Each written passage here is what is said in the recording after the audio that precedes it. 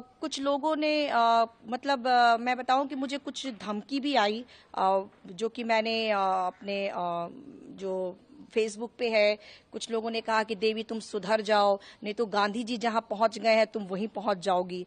इस तरह की बातों को सुनने को मुझे मिल रहा है। तो ये मेरे लिए काफी दुखद है। और मैं चाहूंगी कि जो हमारे देश के जो बड़े नेता हैं उनको मतलब ये पूरे देश के लिए शर्मनाक बात है कि एक एक गायिका जो कि अच्छा गाना गा रही है और इस कृत्य से एक महिला का भी आप लोग असम्मान कर रहे हैं।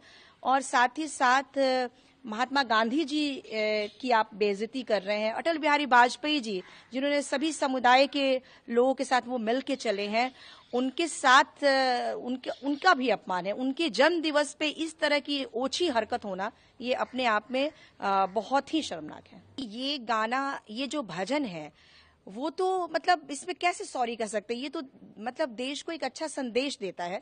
इसके लिए मैंने सॉरी नहीं बोला, मैंने सॉरी इसलिए बोला क्योंकि मुझे ऐसा लग रहा था कि पागलों का झुंड मेरे सामने है और आपके सामने अगर आप पागल आ जाए तो आप कुछ भी करके उनसे हैंडल करेंगे उसको। और मुझे भी क्योंकि वहां पे इतने बुजुर्ग लोग थे, बहुत सारे मतलब उम्र दराज लोग थे। जब ये लाइन आई कि ईश्वर अल्लाह तेरो नाम, इस पे उन लोगों ने काफी शोर मचाना शुरू कर दिया।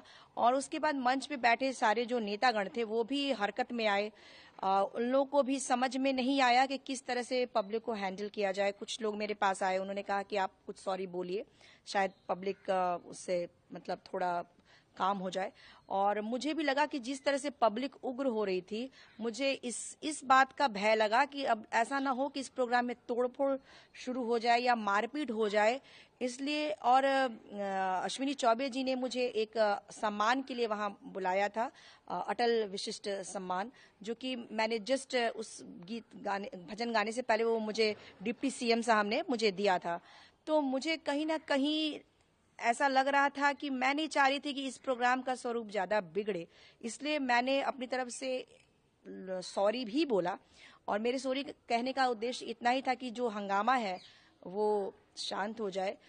लेकिन मैं अभी इस बात को, जो मैंने सारी बातें देखी उसमें मुझे लगता है कि जो इतने बड़े दिग्गज नेता गण वहां उपस्थित थे, उनकी उपस्थिति में इस तरह की हरकत कुछ लोगों ने की है, तो इस पे कड़ी से कड़ी कार्रवाई करनी चाहिए। कि ये कैसे हो सकता है कि ये भजन जिसको महात्मा गांधी जी ने पास किया हो, ऐसा भजन जो हर पॉलिटिकल प्रोग्रामों में लोग इसको गाते हैं, सुने जाते हैं, उस पे कुछ लोग आपत्ति करें तो उस पे जो है